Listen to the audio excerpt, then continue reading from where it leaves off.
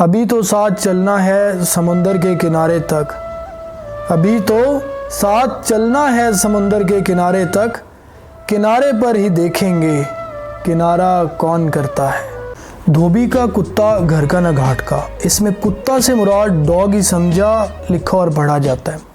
یہ لفظ کتا نہیں بلکہ کتا ہے، جس سے مراد کپڑے دھونے کا وہ ڈنڈا جسے دھوبی ساتھ لیے پھرتا ہے۔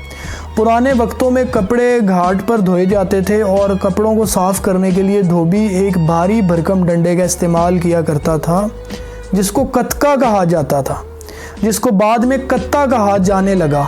اور کتکا گھاٹ پر نہیں رکھا جاتا تھا کیونکہ کوئی اور نہ اٹھا کے لے جائے اور گھر لانے میں بیجا مشقت کرنی پڑتی، اس لیے دھوبی وہ کتکا راستے میں مناسب جگہ پر چھپا دیتا اور اگلے دن نکال کر پھر استعمال کر لیتا۔ اس طرح کتکا نہ گھر جا پاتا نہ گھاٹ پر رات گزارتا۔ دھوبی کا کتکا نہ گھر کا نہ گھاٹ کا، جو نئے دور میں بگڑ کر کتا بن چکا ہے۔